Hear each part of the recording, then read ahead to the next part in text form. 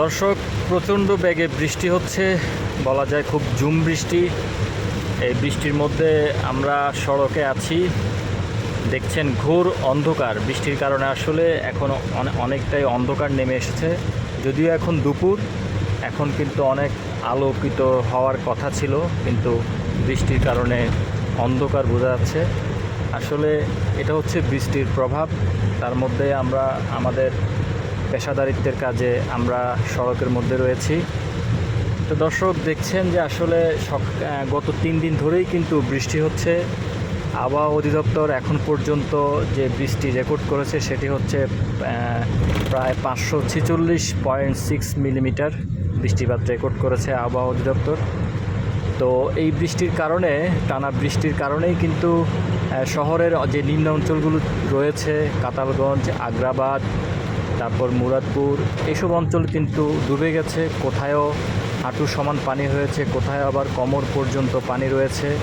এই বৃষ্টির মধ্যেই সকালে যারা কর্মজীবী, পেশাজীবী মানুষ, তারা কিন্তু বের হয়েছে। তারা পানি মাড়িয়ে তাদের কর্মস্থলে গিয়েছেন। তারা পানিতে ভিজে তারা কিন্তু তাদের গন্তব্যে তারা পৌঁছেছেন এবং তারা যাতায়াত করছেন। তা আমরা এই মুহূর্তে আছি আখতারুজ্জামান ফ্লাইওভারে। আমরা যাচ্ছি আগ্রাবাদ থেকে, আমরা এখন যাচ্ছি রাজাখালীতে। সেখানে একটি ব্রিফিং রয়েছে, সেখানে সেনাবাহিনী ব্রিফিং করবে জলাবদ্ধতা নিরসন নিয়ে, এবং জলাবদ্ধতার যে সংকট পরিস্থিতি চলছে সেটি মোকাবেলায় তারা সেখানে ব্রিফিং করবে। আমরা যাচ্ছি। তো আমাদের সাথে এখন আমাদের পাইলট রয়েছে। আসলে সে আমাদের নতুন পাইলট। সে গাড়ি চালাচ্ছে খুব সাবধানতার সহিত, কিন্তু সে গাড়ি চালাচ্ছে।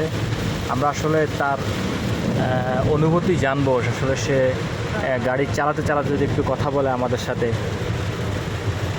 কেমন লাগছে আসলে এই যে বৃষ্টির মধ্যে গাড়ি চালাচ্ছেন, যদিও আপনি নতুন পাইলট, কেমন লাগছে? খারাপ লাগছে না, একটু ভালোই লাগছে যে নতুন নতুন অভিজ্ঞতা হচ্ছে বৃষ্টির ভিতরে। আর একটু কষ্ট হচ্ছে যে গ্লাস টাস কিছু দেখা যাচ্ছে না সামনে, একদম খোলা হয়ে গেছে সব কিছু। তারপর চেষ্টা করতেছি যে যতটুকু নিরাপদে আর আস্তে আস্তে যাওয়া যায়। এমন বৃষ্টি দিকে আর কখনো গাড়ি চালিয়েছেন?